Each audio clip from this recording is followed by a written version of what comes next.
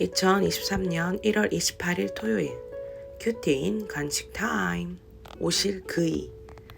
마태복음 11장 1절에서 19절의 말씀. 예수께서 12 제자에게 명하기를 마치시고 이에 그들의 여러 동네에서 가르치시며 전도하시려고 거기를 떠나 가시니라. 요한이 옥에서 그리스도께서 하신 일을 듣고 제자들을 보내어 예수께 여짜오되 오실 그이가 당신이 오니까 우리가 다른 일을 기다리오리까.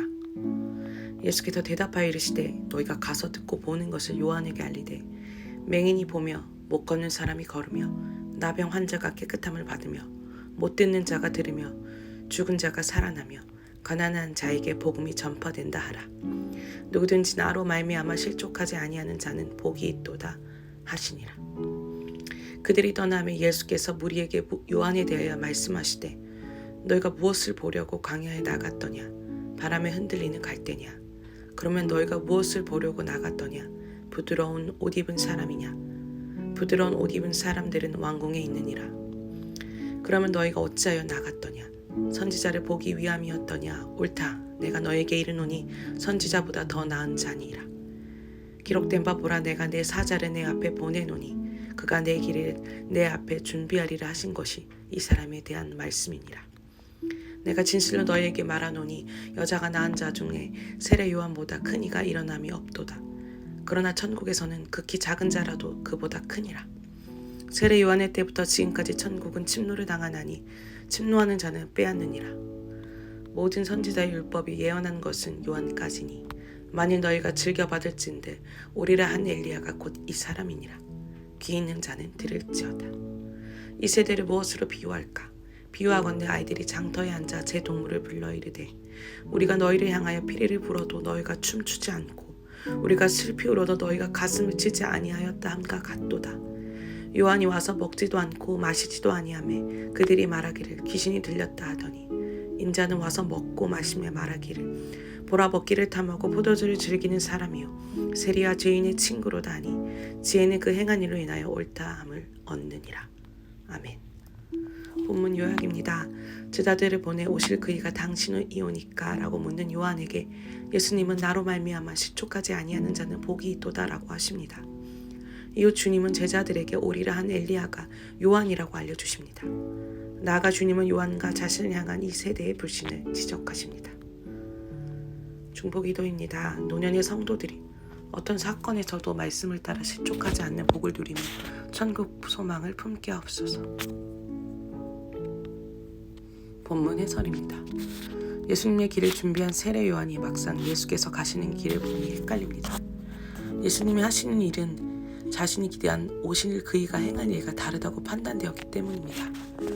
이처럼 여자가 낳은 자 중에 가장 큰 사람인 요한도 자기 생각을 기준으로 삼으니 주님을 의심합니다. 이에 주님은 이사야가 예언한 말씀대로 이루셨다고 답하십니다. 내 생각을 따를 때는 실족할 수밖에 없지만 말씀을 따를 때 실족하지 않게 됩니다. 내가 옳다고 고집하다가 실족한 적은 없습니까? 내가 잘 떠나지 못하는 고정관념이나 선입견은 무엇입니까? 세례 요한이 인내의 때를 지나며 주님을 잠시 의심하지만 오리라 한 엘리야로서 그의 사명에는 변함이 없습니다. 이 사실을 주님은 여자가 낳은 자 중에 세례 요한보다 큰 이가 일어남이 없도다라는 말씀으로 알려주십니다. 하지만 세례 요한은 여자가 낳은 자 중에 큰 자일 뿐 천국에서는 큰 자가 아닙니다.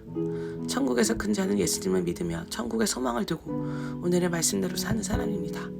내가 초라하게 느껴지는 상황에서도 말씀대로 순종하며 천국에서 큰 자입니다. 내가 침노해서라도 갖고 싶은 대상은 무엇입니까? 너는 천국의 기준으로 큰 자입니까? 작은 자입니까? 천국 백성은 천국의 소망을 두고 그것을 향해 침노하지만 그 반대인 이 세대 사람들은 하나님이 보내신 선지자들의 부름에도 하나님의 아들이신 예수님의 초청에도 아무런 반응을 하지 않습니다. 게다가 주님을 비난하며 자신의 무반응을 합리화합니다. 타인을 향한 비난, 특히 주님을 향한 원망의 뿌리에는 자신이 죄인임을 인정하지 않으려는 뿌리 깊은 교만이 있습니다. 오실 그이인 예수님을 주님으로 모신 성도는 이 죄악을 끊고 부르심에 반응해야 합니다. 주님이 초청하신 교회 공동체 안에서 지체와 함께 기뻐하며 슬퍼합니까? 내가 즉시 반응하며 돌아가야 할 예배와 섬김의 자리는 어디입니까? 기도하기입니다. 여전히 떠나지 못하는 고정관념이나 선입견에 있음을 고백하오니 용서해 주옵소서. 저 자신이 초라하게 느껴지는 어떤 상황에서도 주님을 믿고 말씀대로 순종하기를 원합니다. 주님의 부르심에 즉시 반응하여 예배와 섬김의 자리로 나아갈 수 있도록 인도해 주옵소서. 묵상 간증입니다. 기부인의 교회 나들이 진미경. 저는 기독교 집안의 시댁의 인도로 교회에 첫 발을 내딛게 되었습니다. 마침 집 주변에 외관이 아름다운 교회가 있었는데 예상대로 그곳에는 세련되고 교양이 넘치는 사람이 많았습니다. 그들처럼 부드러운 옷을 입고 교회에 가니 저도 그런 사람이 된 것 같아 좋았습니다. 그러나 지적장애가 있는 큰 아이는 점차 교회에 가기 싫어했고 작은 아이는 예배와 각종 부서 활동에 혼자 옥바를 감당해야 하는 것을 힘겨워했습니다. 그래서 저희 가족은 자연스럽게 장애인 부서가 있는 교회로 옮기게 되었습니다. 이후 감사하게도 큰 아이는 그곳에 잘 적응했습니다. 그러던 어느 날 교회 소그룹 모임에서 있었던 일입니다.